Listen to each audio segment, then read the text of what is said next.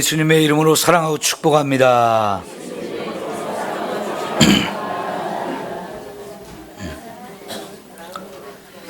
제복이 그래도 조금 나아졌어요. 이번 주 안에 깨끗이 나을 줄 믿습니다.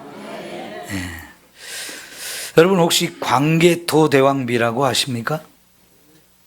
아시는 분도 있고 잘 모르시는 분도 있을 텐데요.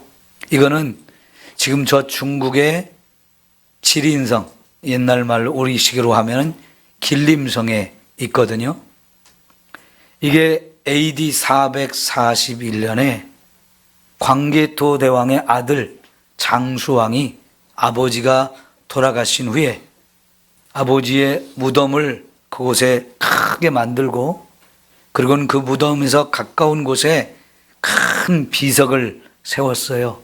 아버지의 업적을 기리기 위해서 큰 비석을 세웠는데, 이게 높이가, 돌 하나의 높이가 6m가 넘어요. 그러면 우리 지금 이 천장보다도 훨씬 높다고 봐야 되거든요. 굉장히 큰 비석이죠. 이 비석에 아버지 고구려가 처음 어떻게 시작됐는지를 간략하게 적고, 그 광개토대왕이 주변의 수많은 지역을 정복해서 아주 큰 영토를 만든 그 업적을 아주 자세하게 기록을 했어요.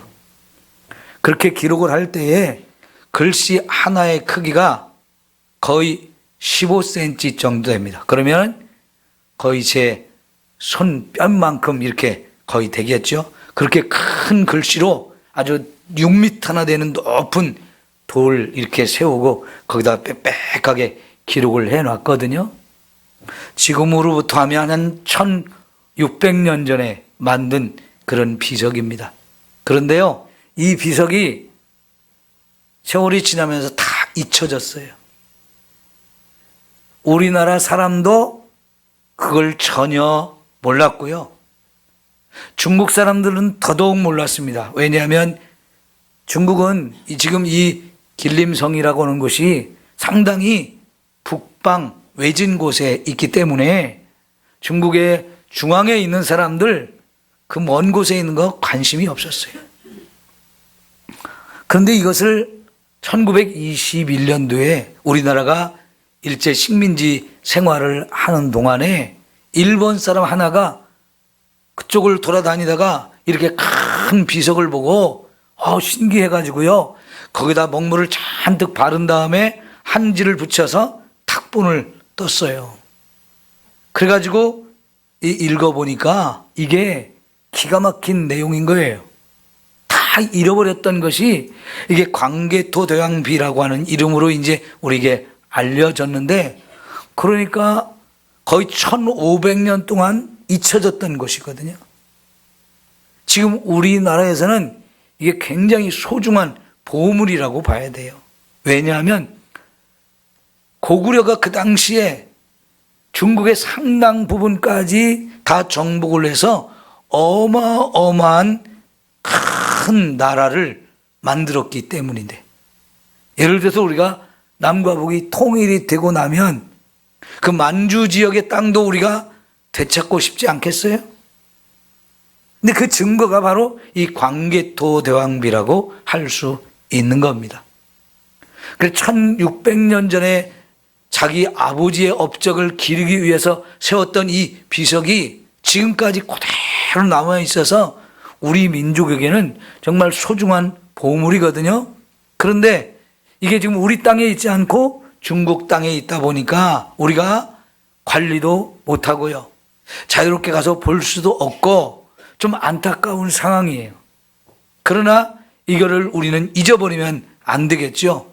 그리고 나중에 통일 이후에 이 땅을 또 우리가 다시 회복하고자 하는 꿈도 꾸면 참 좋으리라고 생각을 해봅니다.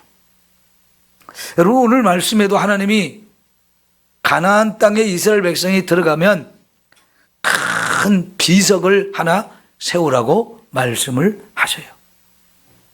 그리고 그 앞에 돌단을 쌓고 그 앞에 제사를 드리라.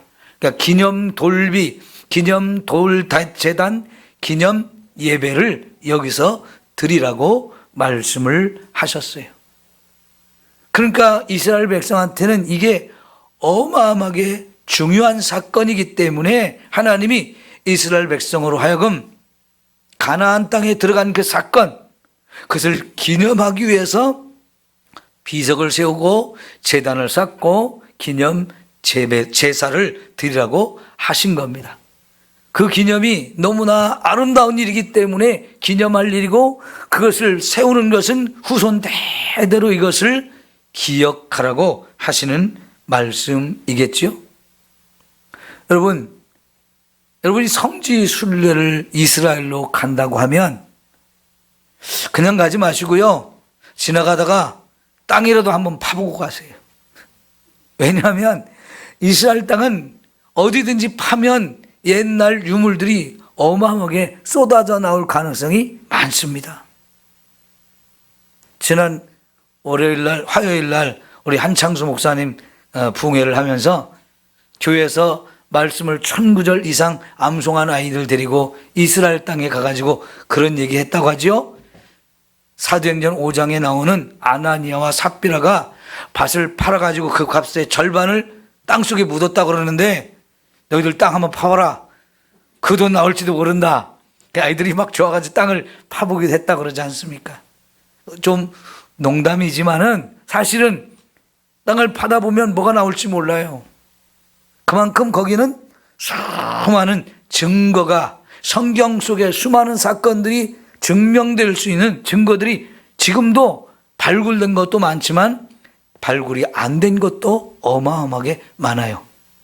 만약 세겜성이라고 하는 곳, 그 에발산 앞에 그때 세웠던 비석이 지금 발견되어지고, 만약 그때 하나님께서 이 돌에다 직접 글을 새겨 써 넣었다고 하면 그게 어마어마한 보물일 거예요. 전 세계 사람들이 깜짝 놀랄 만한 대단한 보물일 거예요.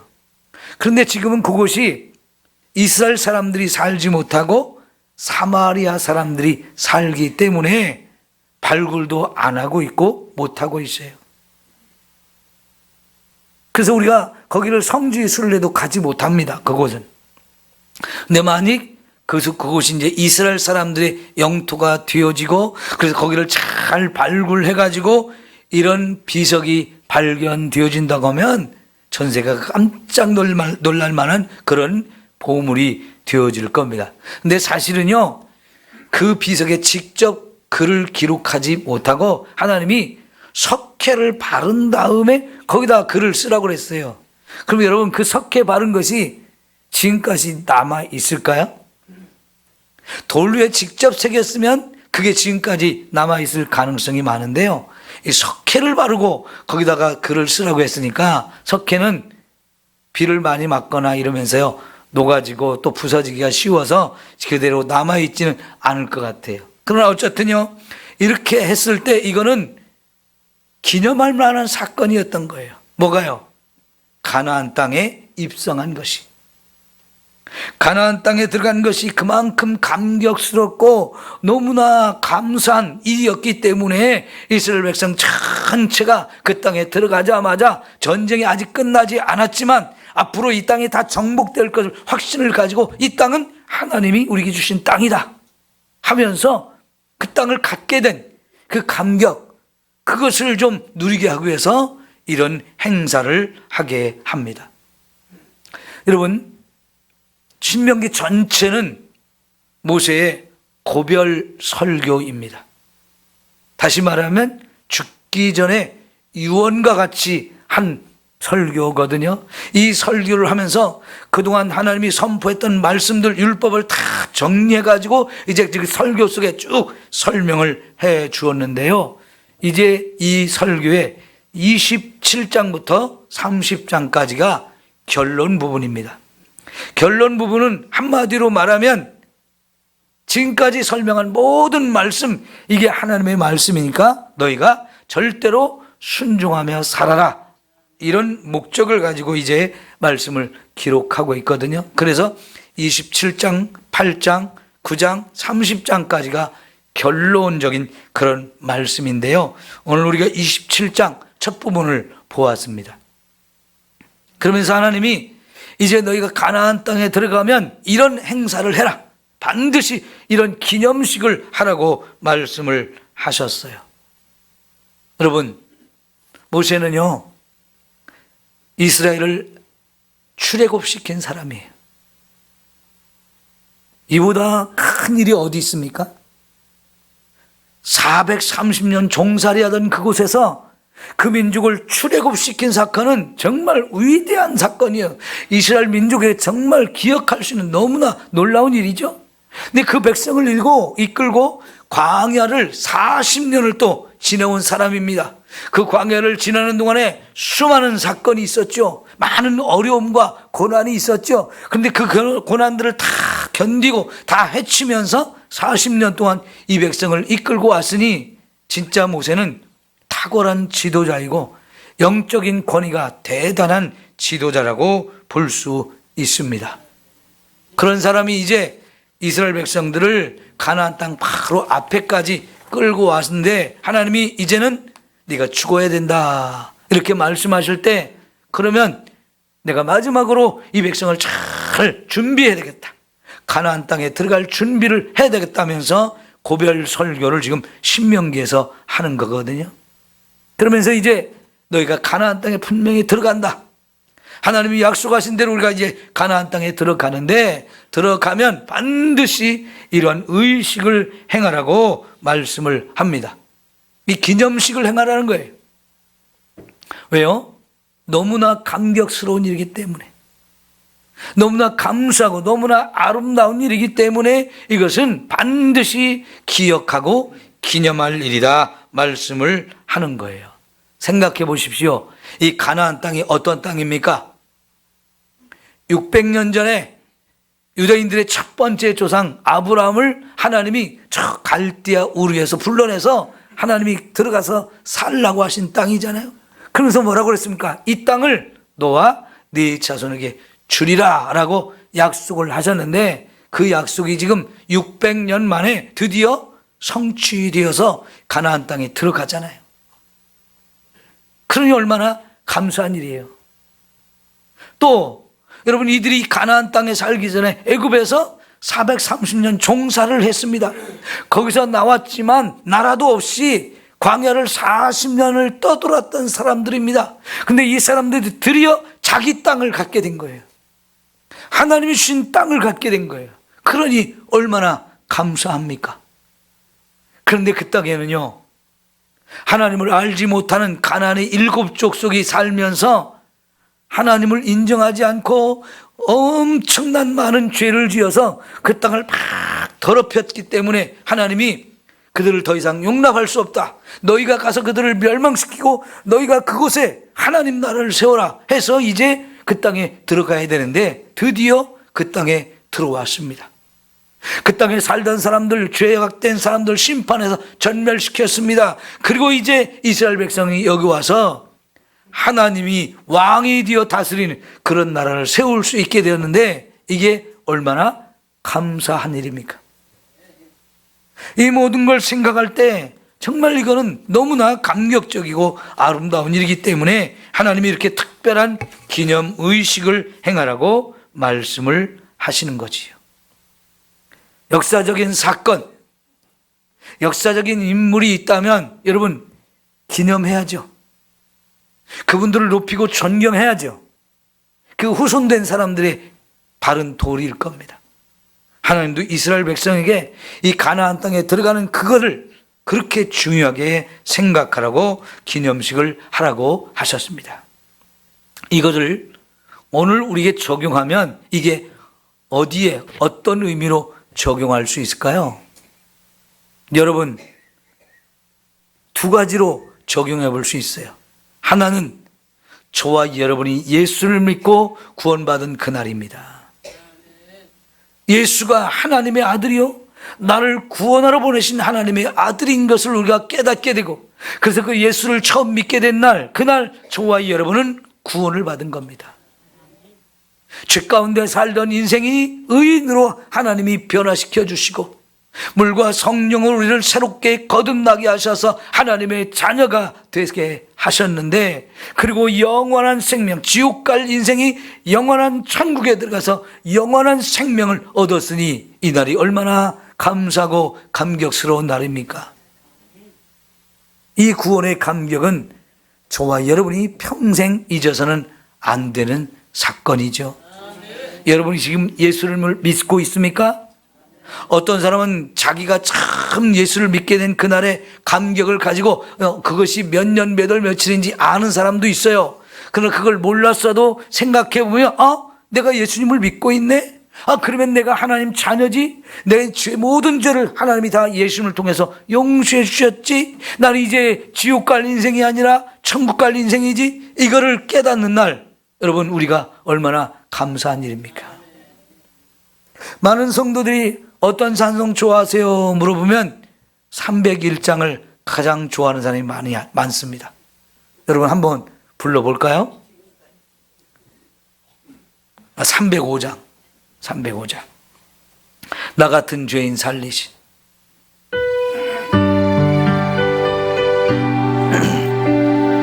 일절만 불러보겠습니다.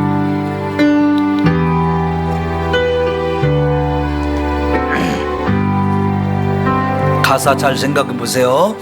나 같은 죄인 살리신 주의 놀라운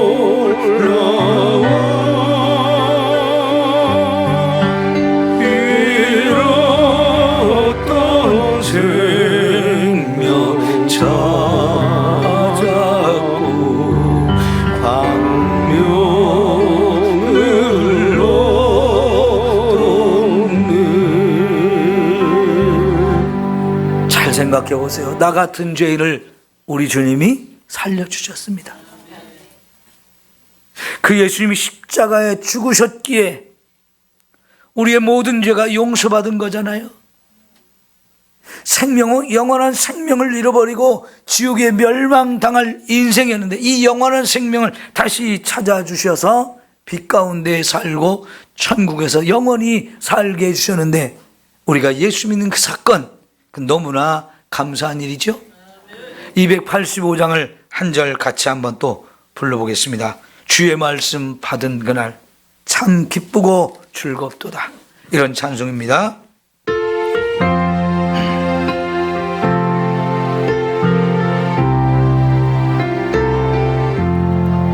주의 말씀 받은 그날 참 기쁘고 즐거도다. 이 기쁜 마음 못 이겨서 온 세상에 전하노라. 기쁜 날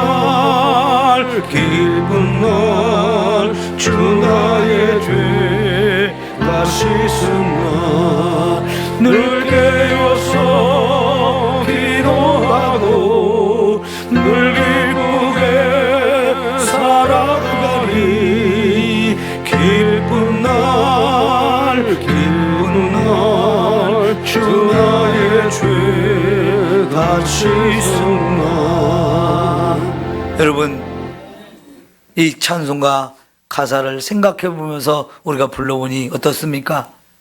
우리가 주님의 말씀을 깨닫고 예수님이 나를 구원하시는 분이구나, 내가 예수를 믿어야 영원한 생명을 얻는구나, 이거를 깨달았을 때 이거보다 기쁘고 복된 것이 어디 있습니까?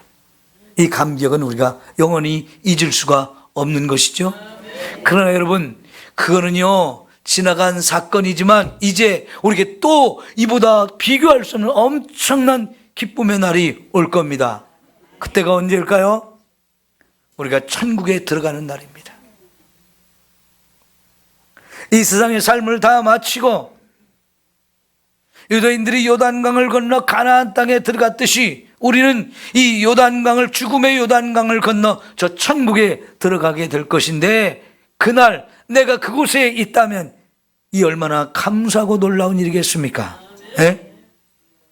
이 땅에 수많은 사람이 있지만 그 천국에 가지 못하고 영원히 불이 꺼지지 않는 지옥에 들어가서 거기서 죽지도 않고 고통을 받아야 될 사람이 얼마나 많습니까? 그런데 우리가 예수를 믿음으로 인해서 천국 갈 수 있는 보장이 우리에게 주어졌잖아요. 우리가 그날이 될 때까지 믿음으로 잘 살아가면 분명히 이 땅의 삶을 마치는 날 힘들고 어려운 시간이기도 하지만은 그러나 그날은 감사한 날이에요.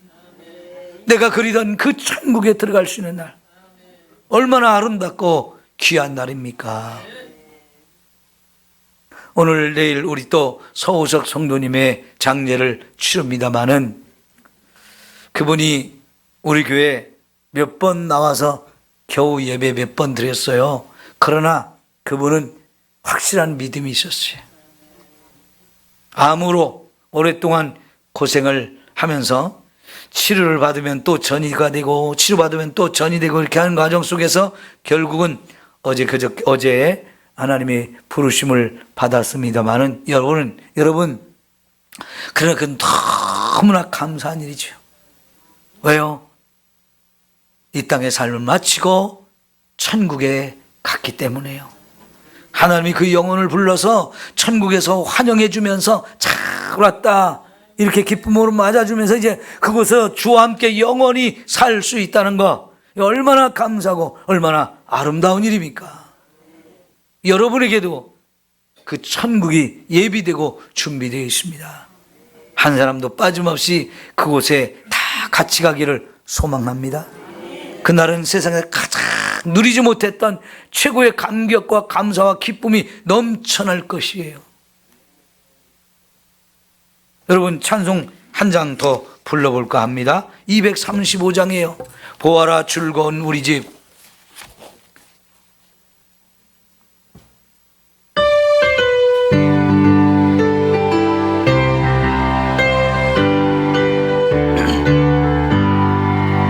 보아라 즐거운 우리 집 밝고도 거룩한 천국에 거룩한 백성들 거기서 영원히 영광에 살겠네.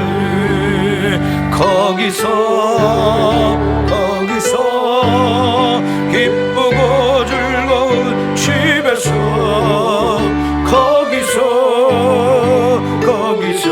거기서 영원히 영광에 살겠네. 여러분 이 땅에서 여러분이 가지지 못한 것 서러워하지 마십시오. 배우지 못한 것 서러워하지 마십시오. 여러분이 사랑받지 못한 것 원망하지 마십시오. 걱정하지 마시고 조금도 두려워하지 마십시오. 우리를 위해서는 그 아름다운 천국이 우리 주님이 만들고 준비하고 계셔요. 가기만 하면 주님이 잘 왔다 여러분 환영해 주시며 거기서 우리 예수님의 얼굴도 직접 보고 하나님과 영원히 함께 살 건데요. 질병도 없습니다. 죽음도 없습니다. 눈물도 다 씻어 주십니다. 영원히 거기서 영광스러운 삶을 살게 될 것을 바라보며 우리 신앙생활 더 열심히 하실 수 있기를 축원합니다.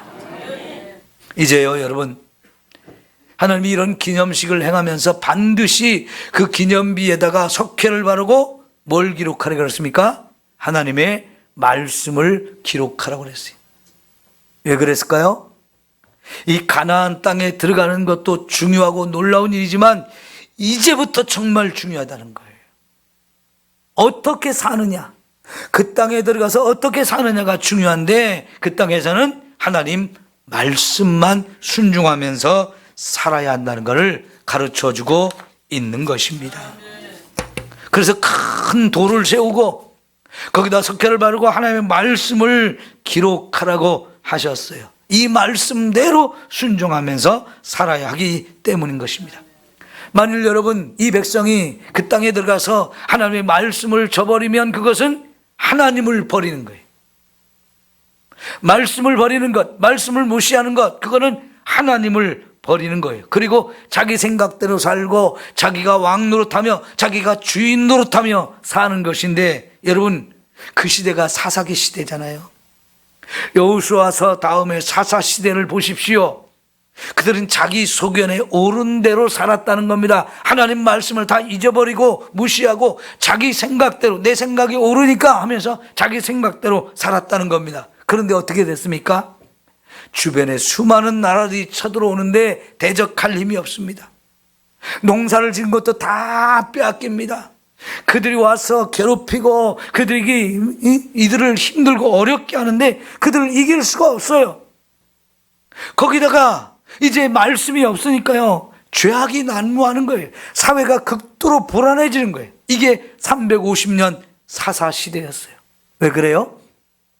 하나님 말씀을 무시해버리고 다 자기 옳은 대로 자기 소견에 따라서 살았다는 겁니다. 여러분, 내 생각은 항상 옳지요? 나는 바른 생각을 갖고 있다는 생각을 하지요? 그런데 여러분, 자기 옳은 대로 살았는데 왜 이 모양이 된 겁니까? 내가 옳다고 하는 것이, 내가 생각하는 것이 바르지 못한 것이 많은데도 나는 스스로 내가 생각하는 것이 맞다, 옳다, 바르다, 그런 착각을 하고 있기 때문에 그래요. 여러분, 그래서 우리는 내 생각대로 살면 안 되고요, 하나님 말씀대로 살아야 하는 것이지요. 그래서 하나님도 하나님 말씀을 주면서 그 말씀대로 살라고 이렇게 강조하시는 겁니다. 우리가 이제 가나안 땅에 들어가는 것도 중요합니다. 그런데 더 중요한 것은 구원받은 저와 여러분이 하나님의 말씀대로 사는 것, 그것이 가장 중요한 거예요. 더 중요한 거예요. 여러분, 고3 학생들이요, 그동안 어려서부터 계속 공부해가지고 이제 1년만 몇 달 후면 이제 대학 입시 시험을 치러야 되잖아요. 그동안 하고 싶은 거 참으면서 막 힘들고 어려운 거 견디면서 막 열심히 공부해가지고 대학에 진학했다. 너무너무 감사한 일이잖아요. 근데 우리나라 대학에 들어간 학생들은요, 대학 들어간 것만 좋아하고 들어가서 공부를 안 해요. 그동안 못한 거, 하고 싶은 거 막 하고 돌아다니느라고 부모 등골 희게 뒷받침해서 등록금 내주고 또 방세 내고 밥값 내주고 하느라 지금도 힘들어 죽겠는데 처먹고 노느라고 바빠요. 지금 대학교 들어간 애들 공부 안 해요. 그동안 못했던 거 하고 싶어가지고 막 먹으러 다니고 놀러 다니고 바빠요. 그러다가 1년, 2년 훅 지나가거든요. 허송세월을 하는 거예요. 왜요? 그동안 너무 하고 싶은 거 못한 게 많아서. 근데 들어가니까 너무 좋잖아요. 근데 진짜 공부는 들어가서 제대로 해야 되는 거거든요. 그런데 노느라고 공부를 안 해. 그러면 왜 갔어요? 졸업장만 따면 되나요? 졸업장만 가지고는 취직도 어렵잖아요. 공부 열심히 해서 자격증도 따고 시험도 이것저것 치어서 점수도 올려야 되고 그래야 취직을 할 건데, 허송세월하다가 뒤늦게 정신 차리고 이렇게 하는 애들도 있지만요, 그냥 정신 못 차리고 잘못된 길로 빠진 애도 많거든요. 여러분, 하나님께서 우리가 가나안 땅에 들어감보다 더 중요한 거 말씀대로 살아야 된다는 거예요.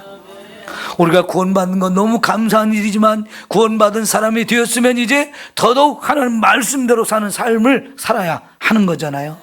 그래서 하나님이 말씀을 강조하시는 거예요. 그리고 말씀하시기를, 이 말씀대로 살면 내가 축복할게. 그것도 우리가 상상을 초월할 정도의 어마어마한 축복을 얘기하시는데, 그러나 반대로 말씀대로 안 살면 어떻게 할까요? 저주를 내린다 하셨어요. 그래서 오늘 본 말씀 10절 이후에 11절에 보면 그렇게 비석을 세워놓고 이스라엘 백성이 절반은 에발산, 전반은 그리심산에 올라가게 하고 가운데 레위 지파가 서서 하나님 말씀을 선포하면 산 위에 있는 백성들이 아멘 하고 소리를 치게 했어요. 근데 그 레위 지파가 읽게 하신 말씀이 우상 숭배하는 자는 저주를 받을지어다, 그러면 아멘 이렇게 얘기했어요. 이 저주에 관한 말씀을 하셔요. 그리고 다음 장인 28장에 가면 1절부터 14절까지 하나님 말씀대로 사는 사람에게 이러한 복을 주겠다 하는 말씀이 기록된 걸 보면요, 어마어마한 축복을 얘기하셔요. 여러분 그런 축복을 누리고 싶죠? 그러면 말씀대로 살면 됩니다. 조건이 따라붙는 축복이에요. 사람들은 이 조건이 따라붙은 축복의 조건은 무시해버리고 하나님 복 주세요, 복 주세요, 다 이것만 좋아하거든요. 근데 그렇게 해서는 아무리 해도 복이 없어요. 말씀대로 살면 하나님이 축복합니다. 그러나 말씀대로 살지 않으면 너무 어마무시한 저주가 또 있어요. 여러분 안타깝게도 이 가나안 땅에 들어간 이 백성들 역사를 살펴보면 축복을 받았던 세대도 있지만 저주를 받은 세대는 더 많아요. 그러다 결국은 나라가 다 망해버렸잖아요. 왜? 말씀 무시하고 제멋대로 살다가요. 사랑하는 성도 여러분, 우리는 말씀대로 삽시다. 말씀대로 살면 하나님이 좋아서 많은 축복을 주시는 거예요. 우리가 상상도 못하는 그런 복을 주시는 거예요.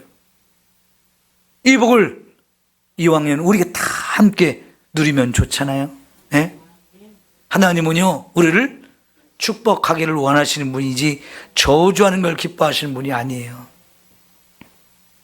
말씀대로 살면 하나님이 약속한 모든 복이 우리에게 임합니다. 그 축복의 내용은 이제 다음에 보기로 하고 오늘 여기까지 합니다. 기도합시다. 사랑하는 우리 하나님 아버지, 감사합니다. 우리들 하나님이 주신 이 생명의 말씀, 진리의 말씀, 축복의 말씀을 마음에 새기고 부지런히 읽고 듣고 배우고 또 암송하면서 말씀에 순종하게 하옵소서. 하나님의 백성답게 사는 이 멋지고 아름다운 모습이 삼성교회 모든 성도들에게서 드러나게 하시고 이와 같은 복을 우리 모두 함께 누리게 하여 주옵소서. 이제는 우리 주님 예수 그리스도의 은혜와 하나님 우리 아버지의 극진하신 사랑하심과 성령님의 교통, 감화, 충만, 내주 역사하심이 사랑하는 주의 모든 성도들 머리 위에 항상 함께 있을지어다. 아멘.